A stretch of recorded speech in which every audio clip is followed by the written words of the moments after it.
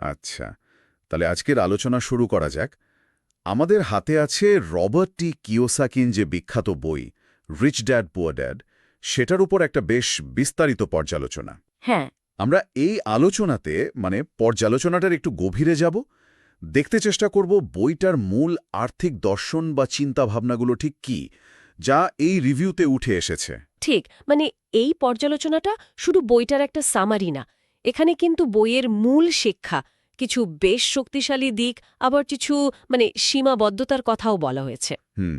আমাদের লক্ষ্য হবে এই রিভিউটার আলোকেই বইটার আর্থিক বার্তাগুলো ঠিক কি আর কেন গুরুত্বপূর্ণ মনে করা হয়েছে সেটা একটু বোঝা। আচ্ছা, তো পর্যালোচনাটা শুরুতেই যে ব্যাপারটা খুব চোখে পড়ে সেটা হলো ওই দুই ধরনের বাবার চিন্তার মধ্যেকার বৈপরীত্য। হ্যাঁ, ওই কন্ট্রাস্টটা। একজন হলেন যাকে বইতে গরিব বাবা বলা হচ্ছে, তিনি বেশ উচ্চশিক্ষিত ছিলেন, ভালো বেতনের চাকরির ওপর জোর দিতেন খুব। তার মূল কথাটা ছিল ভালো করে পড়াশোনা করো যাতে ভালো চাকরি পাও। আর অন্যজন ধনী বাবা, তিনি হয়তো ওই প্রথাগত শিক্ষায় অতটা ছিলেন না, কিন্তু তার ফোকাসটা ছিল একদম অন্য জায়গায়, সম্পদ তৈরি করা, আর্থিক স্বাধীনতার একটা মানসিকতা তৈরি করা।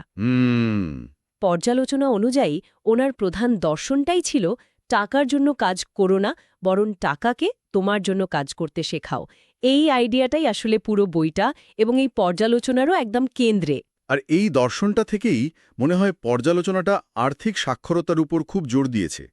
ব্যাপারটা শুধু কত টাকা আসছে তা নয়, বরং অর্থকে কিভাবে দেখা হচ্ছে, কিভাবে ম্যানেজ করা হচ্ছে, সেটাই আসল, তাই না? একদম ঠিক তাই। পর্যালোচনাটা বলছে যে ধনী বাবার শিক্ষা অনুযায়ী আর্থিক সাক্ষরতার ফিনান্সিয়াল লিটারেসির প্রথম ধাপটাই হলো অ্যাসেট বা সম্পদ আর লায়াবিলিটি বা দায়ের মধ্যে পরিষ্কার পার্থক্যটা করতে পারা। ও আচ্ছা। এখানেই নাকি বেশিরভাগ মানুষ ভুলটা করে। পর্যালোচনাটা ব্যাখ্যা করছে যে অ্যাসেট হলো এমন কিছু যা আপনার পকেটে টাকা ঢোকায়, ধরুন স্টক, বন্ড বা ধরুন ভাড়ার সম্পত্তি, নিজের ব্যবসা। আর লায়াবিলিটি বা দায়? আর দায় হলো ঠিক উল্টোটা, যা পকেট থেকে টাকা বের করে নিয়ে যায়, যেমন বাড়ির মর্টগেজ যদি ভাড়া না দেওয়া হয় আর কি, বা ধরুন গাড়ির লোন, ক্রেডিট কার্ডের দেনা, এগুলো। পর্যালোচনা অনুযায়ী ধনীরা সবসময় চেষ্টা করেন অ্যাসেট কেনার, অ্যাসেট জমানোর, আর মধ্যবিত্ত বা গরিবরা প্রায়শই লায়াবিলিটি কেনেন কিন্তু সেগুলোকে অ্যাসেট ভেবে বসেন।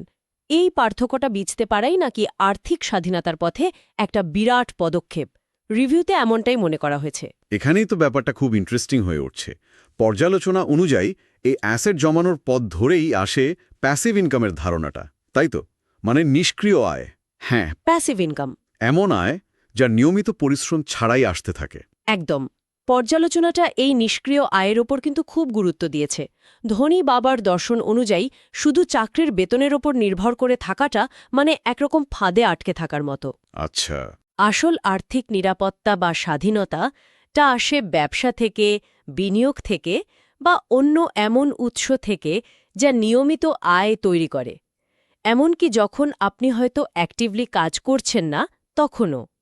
পর্যালোচনাটা মনে করে এই ধারণাটাই প্রথাগত চাকরি করো, টাকা জমাও মানসিকতা থেকে বেরোনোর আসল চাবিকাঠি। তবে পর্যালোচনাটা কিন্তু বইয়ের সব ধারণাকেই একতরফাভাবে বাহাবা দেয়নি। কিছু সীমাবদ্ধতার কথাও বেশ পরিষ্কার করেই বলেছে। যেমন কিছু পরামর্শকে বড্ড বেশি সরল বা আইডিয়ালিস্টিক মনে হতে পারে।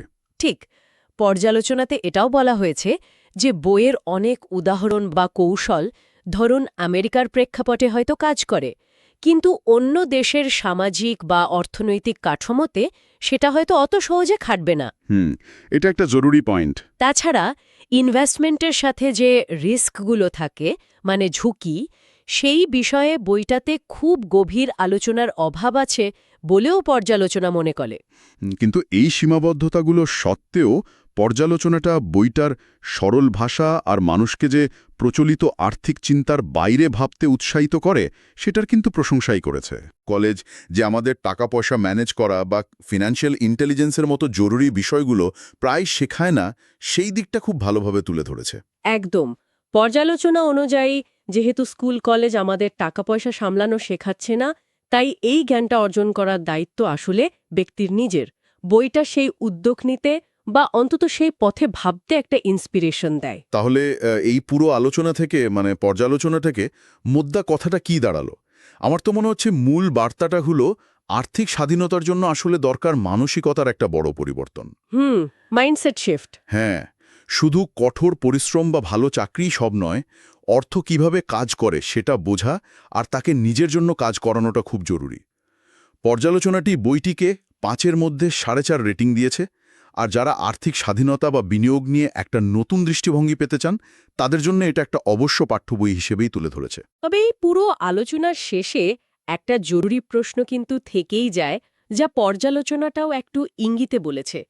যদি বইয়ের পরামর্শগুলো, মানে এই অ্যাসেট বিল্ডিং বা প্যাসিভ ইনকামের আইডিয়াগুলো সব পরিস্থিতিতে বা সব দেশে সমানভাবে নাই খাটতে পারে, তাহলে প্রশ্নটা হলো, নিজের ব্যক্তিগত আর্থিক পরিস্থিতি, নিজের দেশের অর্থনৈতিক বাস্তবতা আর নিজের লক্ষ্যের সাথে মিলিয়ে এই ধারণাগুলোকে কিভাবে নিজের মতো করে সাজিয়ে নেওয়া যায় বা মানিয়ে নেওয়া যায়, এটাই হয়তো পাঠকের জন্য পরের ভাবনায় বিষয় হতে পারে।